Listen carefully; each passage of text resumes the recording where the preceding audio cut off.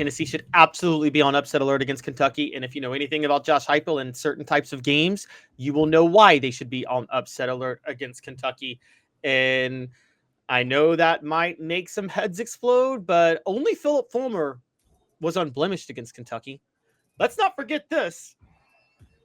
Outside of him, every Tennessee coach has pretty much had a bad loss to Kentucky, save for Lane Kiffin, who only coached for a year, but Jeremy Pruitt had a bad loss in 2020. Butch Jones lost to them in 2017.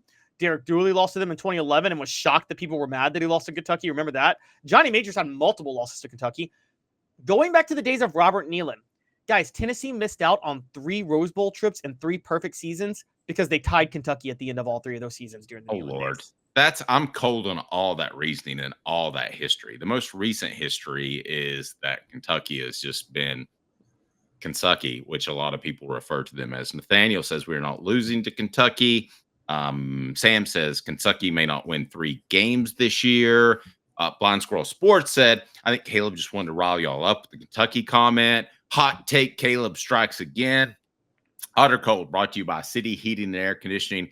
If I agree with Caleb's take that this is a major factor in the Kentucky game this upcoming season, I'll play. That's hot. Yes. Thank you, Paris. If not, I'll tell him how cold that is. All right. So, Caleb, factor number 1, hot or cold, brought to you by City Heating and Air Conditioning, cityheatandair.com. So this is based on the time game, the time slot windows that were revealed yesterday for many of the Tennessee games. And most of them, they're in a flex spot. That means either 3:30, 4:30, or 7:30, 8:30, but depending on how they're playing at the time. But Kentucky's locked in as a night game. It's either going to be 6 or 8 p.m. It's locked in as a night game. Josh Heupel's teams are bad at night. I'm just going to say it. They're bad at night. Dave, you ready for a quick stat? Yes. Tennessee last year was 7-6 against the spread. Not bad, right? Agreed. They were 3-6 in night games. And here's the crazy part. They were 0-6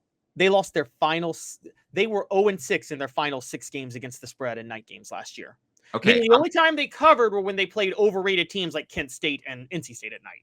Okay. I'm cold on, in general, Tennessee should be on upset alert against Kentucky. But I'll give Caleb this on that point. That's hot. And it's hot or cold, brought to you by City Heat and Air Conditioning, cityheatandair.com.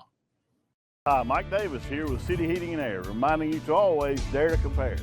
Our team provides quality local heating and air service, installation, and maintenance across East Tennessee. We use only the best equipment like American Standard Heating and Air Conditioning for your residential, new construction, or commercial needs. Honesty, dependability, and customer satisfaction have been the cornerstones of our business since 1961. City Heat and Air. Dare to compare. All right, so you can be a part of Hot or Cold, brought to you by City Heat and Air Conditioning. Adam says we can't afford to drop a game against Mississippi State, Arkansas, Kentucky, or Vanderbilt. Morale would break and the team fan base would spiral. That's hot. I do agree with that, Caleb. Do you? I mean, I agree, but I'm just saying it's upset alert. Now, again, I want to point out also the reason Tennessee's so bad at night. Dave will tell you they practice at 6 a.m. They are up and they are practicing at 6 a.m. So to practice, their body clock has them getting up at 5:30 probably, and they got to be playing these games at 8:30 at night. Man, they are in trouble. Can I get to Timothy's super chat real quick? Yeah, I can pull that up. Yes. Because Timothy's asking, why even play the game? According to the talking head, we don't have a chance this year. Timothy, I never said Tennessee doesn't have a chance. I said Kentucky does have a chance on upset alert. Well, yeah, I mean, you still would call Tennessee to win this game, I'm right? still predicting Tennessee to win this game. I'm just saying that this being a night game puts them on upset alert.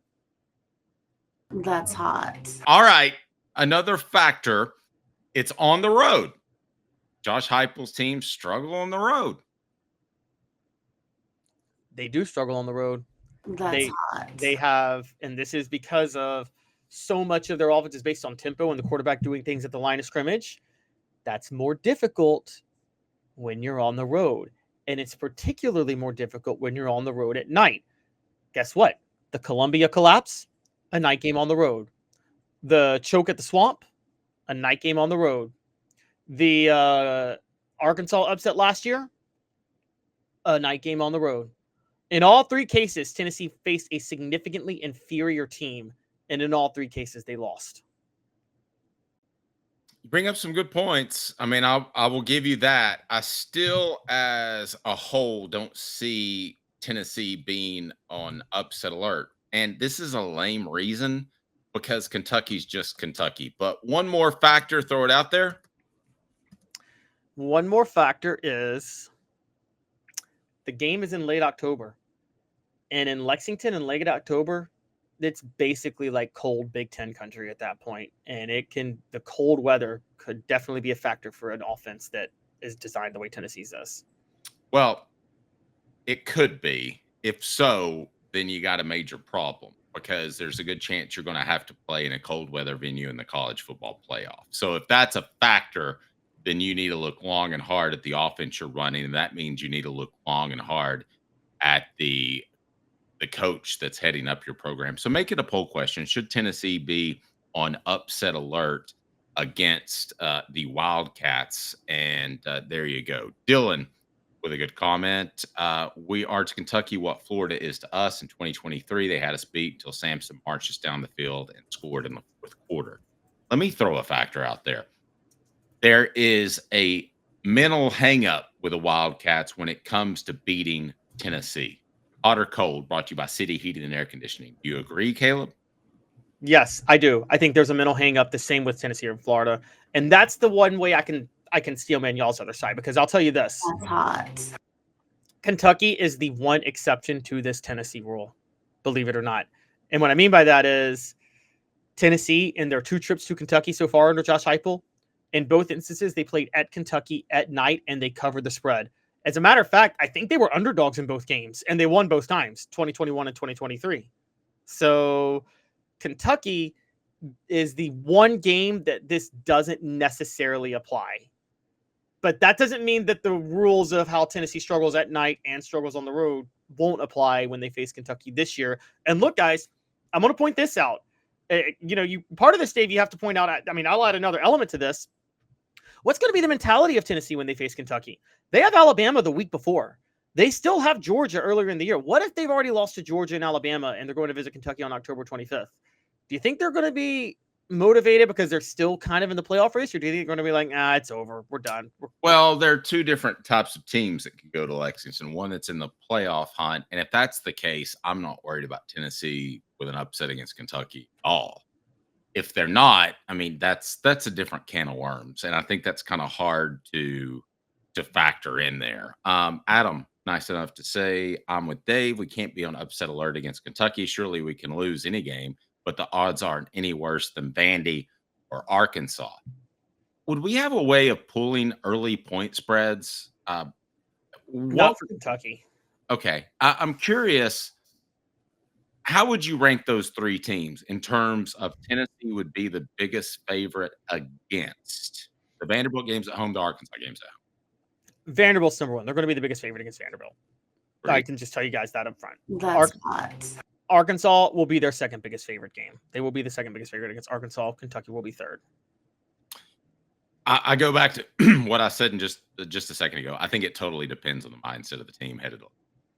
I think Tennessee could be a 13-point favorite over Kentucky if they're playing for a college football playoff spot, and Kentucky's been Kentucky. And I don't think Kentucky's going to be particularly good this year. They could just win 4 or 5 games.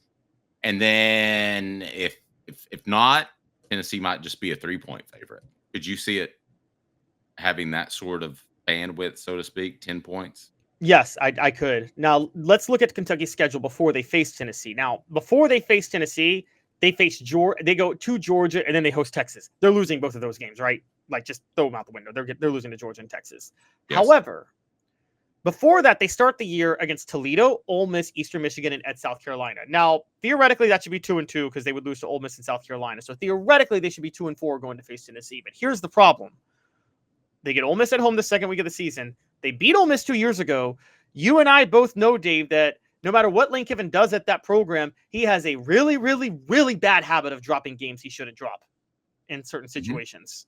Mm-hmm. And who's to say Kentucky won't be the game that he does that this year? If they beat Ole Miss, they're going to get to 3-0 after beating Toledo and Eastern Michigan. Then they're going to go to South Carolina. South Carolina has a lot of hype this year with Lenore Sellers. But could South Carolina be overlooking Kentucky since LSU's after them? Maybe. Could Kentucky pull an upset? Maybe. And what happens then all of a sudden if you're looking at a 4-0 Kentucky team going into October and they are riding high with a certain wave of momentum? I mean, vibes matter in these games, don't they? Yeah, vibes certainly matter. Like I just said, I think it could be a difference in a 10-point spread depending on how the season plays out. I mean, what happens if Tennessee loses to Alabama, Georgia, Florida, which could happen, right? Yep. And who would they have left after those three Well, teams? they won't lose to Florida because Florida's after Kentucky. Okay, so they wouldn't. Okay, but they lose to Alabama and Georgia. So Alabama, Georgia. Let me pull up that. But I will say that it doesn't seem likely they'll have any other losses on the schedule going to Kentucky unless they drop one at Syracuse against Syracuse at the beginning of the year. Okay, so just to remind everybody, because they've manhandled the schedule and what I was used to, Syracuse, they could lose that. I don't think they will. ETSU, they're going to win that football game. Georgia, they could certainly lose that. UAB, they're going to win that football game. I would say Mississippi State and Arkansas are potential losses. So let's say that Tennessee goes to Kroger Field in the fast checkout line and they've lost 3 games. Are they more motivated to beat Kentucky, or are they less motivated because they're out of the college football playoff? Remember, these guys are getting paid, so I'm not sure that they have the same sort of effort and let's win one for the Gipper that maybe some other teams in the past would have. Yeah, that's a great point. I think they're not going to be as motivated looking at that makeup. It'll be very hard to keep things going at that point. I mean, Dave, how many teams have you covered where it gets very hard to practice as the season? Let's just because practice habits carry over to the field. It gets very hard to be motivated for practice when your season is going down the drain, isn't it? Yeah, absolutely. I mean, you realize how many bad practices I covered Kentucky week? Oh, I'm sure. Yeah, like dozens. And let's not forget that loss to Kentucky in 2011. I mean, there's still people that believe that Tyler Bray and Derrick Rogers just didn't want to go to a bowl game, so they didn't bother to play. I don't believe that. I don't think I don't think people just say, I don't want to go to a bowl, so I'm purposely going to throw this game. I don't think that happens in college football, really, unless you're gambling. But it's at the same. It did seem like Tennessee didn't want to play that game and really didn't care if they went bowling or not in that Kentucky game.